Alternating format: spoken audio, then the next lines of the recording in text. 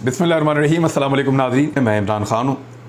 मैं express news के दफ्तर आया था प्रोग्राम करने के लिए, और जैसे रूटीन में आप आते हैं, बुध वाले दिन मैंने जब प्रोग्राम करना था तो मुझे कहा गया कि फ़लाँ चीज़ें आप नहीं कर सकते। तो मैंने तब इन्हें कहा था कि बाकी चैनल्स के लिए भी ये इंस्ट्रक्शन है या सिर्फ मेरे लिए है। तो मुझे पता चला कि वो अहकामात ख़ास मेरे लिए थे, बाकी चैनल्स को मना नहीं किया जा रहा था, सिर्फ मुझे अकेले को मना किया जा रहा था, और बहुत ताकतवर लोग मना कर रहे थे।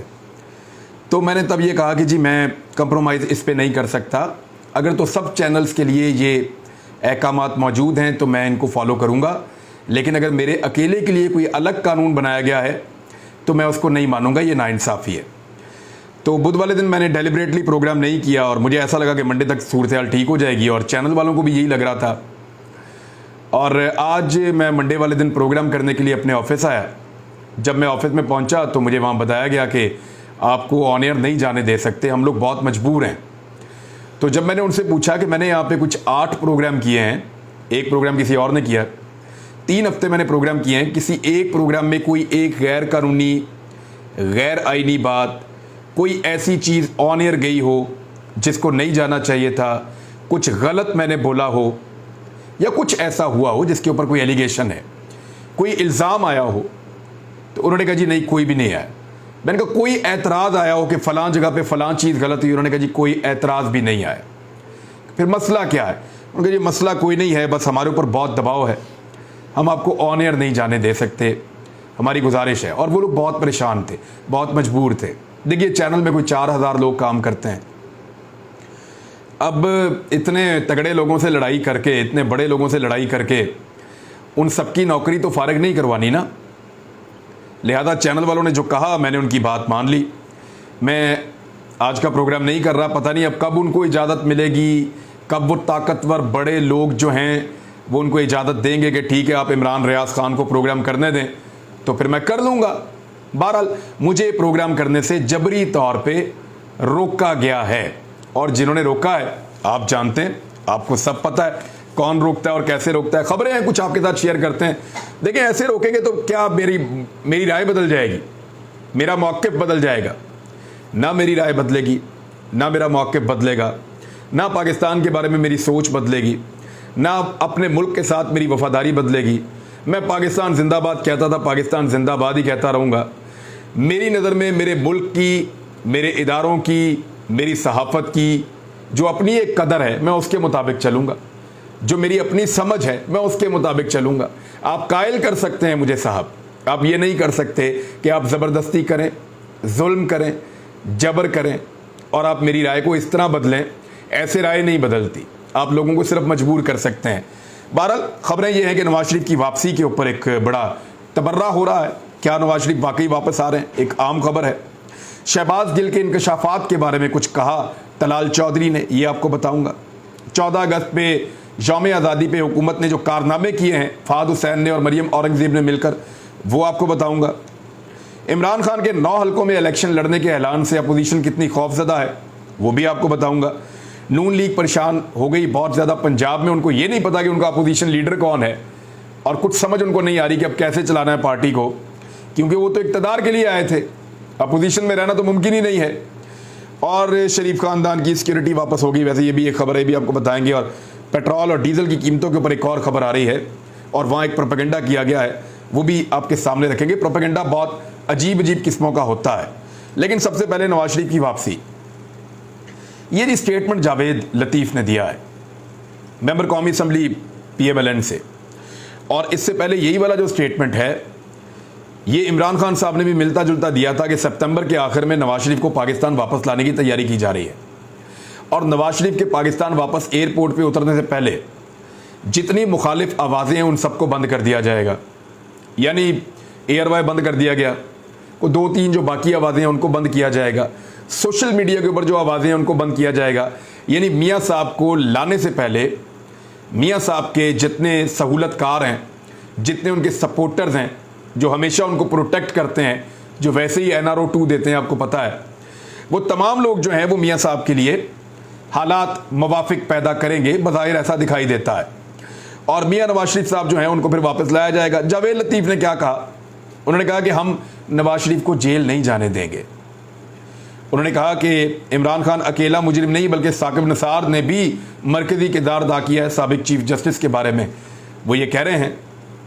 और फिर उसके बाद उन्होंने कहा कि लियाकत अली खान साहब को गोली लगी। वैसे लियाकत अली खान साहब से याद आया, मरियम औरंगज़ेब साहिबा ने लियाकत अली खान साहब से लॉन्च करा दिया कौमी तराना 1954 में, जबकि उनकी शहादत उससे चंद साल पहले हो चुकी थी।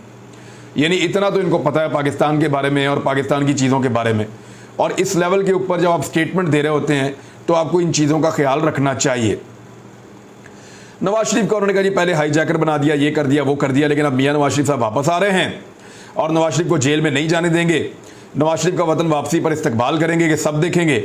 नवाज शरीफ सितंबर में कौम की नुमाइंदगी के लिए आ रहे हैं। नवाज शरीफ का जुर्म यह है कि उसने सी पैक दिया, हालांकि सी पैक तो परवेज मुशर्रफ के दौर का मनसूबा है, जरदारी साहब के दौर में मैच्योर हुआ। नवाज शरीफ के दौर में तो अमेरिका के कहने पर इस पर काम ही नहीं हो रहा था। इन्होंने तो सिर्फ वो मनसूबे लगाए हैं जिनके अंदर किक बैक्स थी, वो मनसूबे लगाए हैं। बिजली के महंगे तरीन मनसूबे चाइना से पैसे लेके लगा दिए कि आज बिजली की कीमत दुगनी से ज़्यादा कर दी है, फिर भी लोगों को बिजली दस्तयाब नहीं है। तो मियाँ साहब ने तो सारे वो वाले मनसूबे किए थे जिनमें बड़े बड़े टका के जो है वो कमीशन मिल रहे थे लोगों को, वो किए थे। बहरहाल सी पैक के ऊपर असली काम हुआ है गुज़िश्ता 3-3.5 साल में, लेकिन ये लोग मानेंगे नहीं। मुल्क को अंधेरों में धकेल दिया, ये किया, वो किया। तो इमरान खान साहब के दौर में तो लोड शेडिंग भी नहीं थी और चीज़ों की कीमतें भी ठीक थी। मियां नवाज शरीफ को वापस लाने का जो तजर्बा ये लोग कर रहे हैं, इस पे पाकिस्तान तहरीक इंसाफ ने भी तैयारी कर ली है। तहरीक इंसाफ ने क्या तैयारी की है, ये उससे भी ज़्यादा इंटरेस्टिंग सूरत हाल पैदा हो रही है। तहरीक इंसाफ अदालतों में भी चैलेंज करेगी और हर जगह पे जाएगी।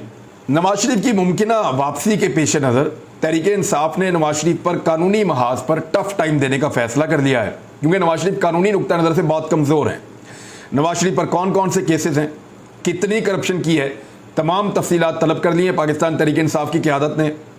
और इमरान खान साहब ने ये तलब की हैं कि सारी चीज़ें लेकर आओ नवाज शरीफ की, मीडिया को बताओ, सोशल मीडिया को बताओ, एक एक चीज़ को बेनकाब करो, बताओ कि जो आदमी वापस आ रहा है कोई लीडर नहीं है, ये कौम को लूट कर भागा हुआ है फ्रॉड करके। 2.5 साल पहले पाकिस्तान से 2.5-3 साल हो गए हैं, 3 साल पहले पाकिस्तान से भागे थे बीमारी का बहाना करके। वहाँ कभी पोलो के मैच देखते हैं, कभी गोल्फ के मैच देखते हैं, कभी यहाँ सह रहे हैं, कभी वहाँ सह रहे हैं, वहाँ दुनिया भर की इंजॉय कर लिए और इलाज कहीं नहीं करवाया। एक दिन ये बंदा अस्पताल में दाखिल नहीं हुआ और उसके बाद अब पाकिस्तान वापस आ रहा है। आओ जी बिस्मिल्लाह, बहुत बड़े आप नेल्सन मंडेला बन के आप पाकिस्तान वापस आ रहे हैं। जो आपने कारनामे किए, कौम आपका इंतजार कर रही है, लोग आपका इस्तकबाल करेंगे। तो नवाज शरीफ की वापसी की जो ये सूरत हाल थी मैंने आपके सामने रख दी है। इसके बाद शहबाज गिल के हवाले से तलाल चौधरी ने एक इंकशाफ किया है। तलाल चौधरी का ये कहना है कि शहबाज गिल ने बहुत सारे जो हैं वो इंकशाफात कर दिए हैं और वो जो इंकशाफात किए हैं तलाल चौधरी के मुताबिक, उसमें इमरान खान साहब का भी नाम ले रहे हैं, ये भी कह रहे हैं, वो भी कह रहे हैं, बहुत सारे उन्होंने एलिगेशंस खड़े कर दिए कि बहुत बड़े अहम इंकशाफात किए हैं शहबाज गिल ने। यही खबर झूठी जो है वो जियो ने, जंग ग्रुप ने अपने अखबार के फ्रंट पेज के ऊपर छापी थी, पूरे पाकिस्तान के अखबारों में छापी, लंदन वाले एडिशन के अंदर नहीं छापी। लंदन वाले एडिशन में इसलिए नहीं छापी कि वहां पे केस कर देगा शहबाज गिल और वहां पे जंग अखबार या तो बंद हो जाएगा या फिर लाखों करोड़ों रुपए का जो है वो हर्जाना भरना पड़ेगा। तो वहां पे नहीं छापी, पाकिस्तान के अंदर छापी, क्यों? पाकिस्तान में हर चीज को ये इस्तेमाल कर लेते हैं और उसको काबू कर लेते हैं। बहरहाल ये पहले भी एक झूठ था, अब भी एक झूठ है। केस की तफसीलात मैं आपको बताता हूँ। हुकूमत ने बड़ी कोशिश की है और कल के लिए नोटिस हो गया है पाकिस्तान तहरीक इंसाफ को या शहबाज गिल को कि उनका रिमांड लिया जाए, लेकिन अदालत ने फ़िलहाल तो रिमांड नहीं दिया। शहबाज गिल का ये बात बड़ी क्लियर है। एडवोकेट जनरल ने कोशिश की है, बाकी लोगों ने कोशिश की है कि इदारों को टारगेट किया, ये किया, वो किया, वो जितने इल्ज़ामात हैं वो लगाए और ये कहा कि शहबाज गिल का मज़ीद रिमांड दिया जाए। फवाद चौधरी ने स्टेटमेंट दिया है कि शहबाज गिल के साथ पूरी पार्टी खड़ी है, लेकिन याद रखें पूरी पार्टी शहबाज गिल के साथ खड़ी है। ये जुल्म की इंतहा है जो शहबाज गिल के साथ हो रहा है, ये फवाद चौधरी ने कहा। उन्होंने कहा मेरे लिए चौंका देने वाली बात है कि हाई कोर्ट से नोटिस जारी हो गए हैं, ये सिर्फ टॉर्चर करने के लिए रिमांड लेना चाहते हैं, पहले भी उसको टॉर्चर किया गया है। उन्होंने कहा कि शहबाज गिल केस में हुकूमत भाग रही है और हुकूमत के वकील दलाइल देने के लिए तैयार नहीं हैं। ये मामला जल्द हल की तरफ जाना चाहिए, तशद्दुद किसी सूरत नहीं बनता। उन्होंने कहा कि ये वही मुकदमा है जो नवाज शरीफ, मौलाना फजल रहमान और मरियम सफदर ने कहा था। इस दिन आशूरा था, और सबको पता है कि मोबाइल नहीं चल रहे थे। यही सारे स्टेटमेंट जो है बाकी सारे पॉलिटिकल लोग भी देते रहे हैं, लेकिन आपको पता है जिसको पकड़ना हो, यानी जो मैंने स्टेटमेंट दिया इससे तो बहुत बुरे स्टेटमेंट सबने दिए, मेरे ऊपर पर्चे हो गए, मैं गिरफ्तारियां भुगत के आ गया। अभी मुझे बताया गया कि तुमने कुछ भी नहीं कहा, कुछ भी नहीं किया, एक एलिगेशन नहीं है तुम्हारे ऊपर, लेकिन इसके बावजूद तुम्हें ऑन एयर नहीं जाने दे सकते, हमारी ये मजबूरी है। तो आंखों में आंसू थे लोगों के, बेचारों के, मजबूर थे। जब मैं एक्सप्रेस न्यूज़ के दफ्तर में आया, अभी यहीं पे हूँ मैं, और वो बेचारे परेशान हैं, वो कहते हैं हम क्या कर सकते हैं, ये नफरत फैल रही है। साहब, जिन लोगों को कहकर आप मुझे रोक रहे हैं, क्या वो लोग आपसे प्यार करेंगे? क्या वो लोग आपसे खुश होंगे? वो मजबूरन मुझे रोक रहे हैं, वो मुझसे प्यार करते हैं, उन्होंने मेरे साथ सारी ज़िंदगी काम किया है, वो मुझे जानते हैं। आप ज़बरदस्ती मुझे रुकवा रहे हैं, ये कौन सा तरीका है और ये कौन सी जमहूरियत के अंदर होता है? बहरहाल रोक लिया तो रोक लो, मैं वही काम करूंगा जो मैं पहले कर रहा था, वही काम अब करूंगा, काम तो मैं तब्दील नहीं कर सकता। 9 हलकों में जो इमरान खान साहब ने इलेक्शन लड़ने का फैसला किया है, उससे हुकूमत बौखला गई है, डर गए हैं। उन्हें नजर आ रहा है कि अगर सितंबर में इमरान खान साहब 9 हलकों के ऊपर इंतखाबात जीत जाते हैं तो पाकिस्तान तहरीके इंसाफ की पॉपुलैरिटी आसमान से लग जाएगी। ऐसे मौके पर नवाज शरीफ को वापस लेना, ये तो बेड़ा गर्क करने का मुतरादिफ है नवाज शरीफ की सियासत को भी। यानी एक तरफ इमरान खान 9 हलकों में इलेक्शन जीत रहा हो और एक तरफ नवाज शरीफ पाकिस्तान वापस आ रहा हो, ये क्या सूरत हाल बन जाएगी? ये तो सूरत हाल बहुत ख़राब हो जाएगी। अब वो ये चाह रहे हैं कि एतराज़ात उठाए जाएं। तफसीलात के मुताबिक चेयरमैन पाकिस्तान तहरीके इंसाफ इमरान खान साहब के 9 हलकों से इंतखाब लड़ने के मामले पर हुकूमती इत्तेहाद ने एतराज़ात उठाने की तैयारी कर ली है और इमरान खान के कागजात नामजदगी पर हुकूमती इत्तेहाद के उम्मीदवार एतराज़ात उठाएंगे। 17 से 20 अगस्त के दरमियान इलेक्शन कमीशन में एतराज़ात दायर किए जाएंगे। ज़राए का कहना है कि तोशाखाना का मामला लाया जाएगा, असासे छुपाने, सादिक और मीन नहीं रहने, ये एतराज़ात किए जाएंगे। लेकिन यहाँ पे कहीं पे भी इमरान खान साहब को किसी किस्म की कोई सज़ा नहीं है। मुख्तलिफ टेक्निकल चीज़ें करेंगे और कोशिश करेंगे कि कुछ भी करके इमरान खान साहब को सितंबर में होने वाले इंतखाबात से बाहर रखा जाए। लेकिन वो डेमोक्रेट हैं, वो फिर पब्लिक में जाएंगे। जब आप कोई ज़्यादती करते हैं, इमरान खान पब्लिक में जाता है। जब आप कुछ करते हैं उसके साथ, वो पब्लिक के अंदर जाता है, वो जाकर पब्लिक को कहता है, पब्लिक उसके साथ खड़ी होती है, आपका सारा किया कराया उसके ऊपर पानी फिर जाता है। अभी तक तो ऐसे ही हो रहा है। 14 अगस्त के कारनामों का जिक्र कर लेते हैं ज़रा। यानी इन्होंने अजीबोगरीब म्यूज़िक के ऊपर अजीबोगरीब कपड़े पहना के, जो पाकिस्तान के कल्चर का हिस्सा नहीं है, ऐसा लग रहा है खलाई मखलूक है वो, और अजीबोगरीब कपड़े उनको पहना के उनको नचवा दिया। और नचवाया किसके सामने? फजलुर रहमान के बेटे के सामने नचवा दिया। और वहाँ पे अजीब, यानी वो लोग सोशल मीडिया पे ये कह रहे हैं कि ये जो नाच गाना है इसको मुजरे से ताबीर किया जा सकता है। लोग सोशल मीडिया के ऊपर ये कह रहे हैं, इस किस्म के अल्फाज इस्तेमाल कर रहे हैं कि आपने करोड़ों रुपया लगा दिया। टोटल अगर आप लगाएं तो ये लगभग, कुछ लोग कह रहे हैं 200 करोड़ है, लेकिन ये जो फंक्शन था इसके बारे में लोग कह रहे हैं 75 करोड़ रुपया लगा दिया फाद हुसैन ने और मरियम औरंगजेब ने, और ये तकरीब करके दी कौम को। ये नाच गाना, ये जश्न आज़ादी मनाई जा रही है। एक तरफ इमरान खान जश्न आज़ादी मना रहा था, शोहदा के लिए दुआएं हो रही थी, मिली नगमे चल रहे थे और बाकायदा तलावत की जा रही थी और लोगों से उसने खिताब किया, वहाँ पे खराज तहसीन पेश किया। एक ये जश्न आज़ादी था जो रियासत मदीना का दावेदार है, और वो लोग जिन्होंने हमेशा रियासत मदीना का मजाक उड़ाया, उसके ठट्ठे उड़ाए, उन लोगों ने जैसा जश्न आज़ादी मनाया शहबाज शरीफ की मौजूदगी में, उलमा इकराम की मौजूदगी में, कोई आलम दीन नहीं बोल रहा। पहले तो बड़े बड़े आलम दीन तबर्रे करते थे, तहरीक लब्बैक वाले मेरे दोस्त जो हैं वो इस पर बात क्यों नहीं कर रहे, मौलाना फजलुर रहमान साहब इस पर बात क्यों नहीं कर रहे, बाकी सबको भी इसके ऊपर बात करनी चाहिए। जमात इस्लामी के अलावा कोई और बोल ही नहीं रहा। बहरहाल ये इन्होंने 14 अगस्त यौम आज़ादी का भी मजाक बना दिया। और ये वो मुल्क है जिसके अंदर इस वक्त सैलाब की सूरत हाल है, जिसमें लोग बेघर हो गए हैं।